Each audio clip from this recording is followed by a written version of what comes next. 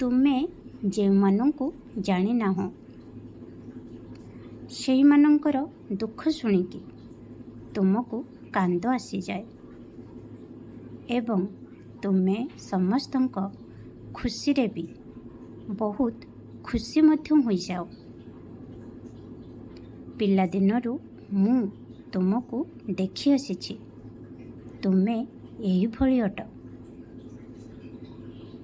ହଁ, ପିଲାଦିନରୁ ହିଁ ତୁମେ ଯେବେ ବି ମୋର ଦର୍ଶନ କରିବାକୁ ମନ୍ଦିର ଆସ, ତେବେ ବି ମୋତେ ଦେଖିକି ତୁମ ଆଖିରେ ଲୁହ ଆସିଯାଏ ଏବଂ ତୁମେ ଚିନ୍ତାରେ ପଡ଼ିଯାଅ କି ମୁଁ ଯେତେବେଳେ ବି ଭଗବାନଙ୍କ ପ୍ରତିମାକୁ ଦେଖୁଛି ମୋତେ କାହିଁକି କାନ୍ଦ ଆସୁଛି। କିନ୍ତୁ ଏହାର ଉତ୍ତର ତୁମକୁ ଆଜି ମିଳିଛି। ମୋ ଉପସ୍ଥିତିର ଅନୁଭବରୁ ତୁମକୁ ଲାଗିଛି କି ମୁଁ ତୁମ ସହିତ ଅଛି। ତେଣୁ ତୁମେ ଜାଣିଛ ଯେ ପିଲାଦିନରୁ ମୁଁ ତୁମ ସହିତ ଥିଲି, ତୁମ ଆଖପାଖରେ ଥିଲି। କିନ୍ତୁ ଆଜି ମୁଁ ତୁମକୁ ଏହି କଥାର ଅନୁଭବ କରାଉଛି କି ମୁଁ ଥିଲି, ମୁଁ ଅଛି ଏବଂ ମୁଁ ସର୍ବଦା ରହିବି। ଏହା ତ ମୋ ପ୍ରତି ତୁମର ଭଲ ପାଇବା, ଯାହା ତୁମକୁ ପିଲାଦିନରୁ ଖୁସିର ଲୁହ ଆକାରରେ ମୋ ସହିତ ଯୋଡ଼ିକି ରଖିଛି। ଆରେ, ତୁମ ଭଳି ଏକ ସନ୍ତାନ ପାଇ ମୁଁ ମଧ୍ୟ ବହୁତ ଖୁସି। ତୁମେ ଯେଉଁ ଏତେ ସାରା ଭଲ ପାଇବା ମୋତେ ପ୍ରତି ମୁହୂର୍ତ୍ତରେ ଦେଉଛ, ତାହା ପାଇଁ ମୁଁ ତୁମ ପାଖରେ ସର୍ବଦା ଋଣୀ ହୋଇସାରିଛି।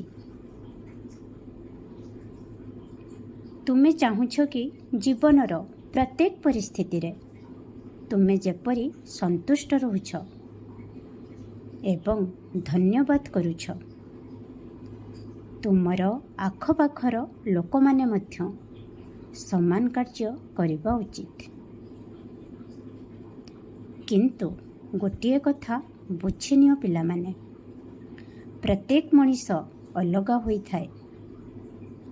ସେଥିପାଇଁ ସେମାନେ ତୁମ ପରି ସନ୍ତୁଷ୍ଟ ରହିପାରନ୍ତି ନାହିଁ କି ପ୍ରତ୍ୟେକ ଭଲ ଜିନିଷକୁ ତୁରନ୍ତ ଗ୍ରହଣ କରିପାରନ୍ତି ନାହିଁ। ତୁମେ ଚିନ୍ତା କର ନାହିଁ, ତୁମେ ତ ମୋ ଲୀଳାଗୁଡ଼ିକର ଗୁଣଗାନ କରି ସେମାନଙ୍କ ମନରେ ଭକ୍ତିର ବୀଜ ବୁଣି ସାରିଛ। ତେଣୁ ସେମାନଙ୍କ ବିଷୟରେ ଚିନ୍ତା କର ନାହିଁ। ମୁଁ ସମସ୍ତଙ୍କୁ ସମ୍ଭାଳୁଛି, ସବୁକିଛିର ଯତ୍ନ ମଧ୍ୟ ନେଉଛି। ତୁମେ କେବଳ ଖୁସିରେ ରୁହ ଏବଂ ହସୁଥାଅ, ଦୁଃଖୀ ହୁଅ ନାହିଁ। ମୋର ବହୁତ ଆଶୀର୍ବାଦ ତୁମ ସହିତ ଅଛି। ଓମ୍ ସାଇ ରାମ, ଜୟ ସାଇ ରାମ।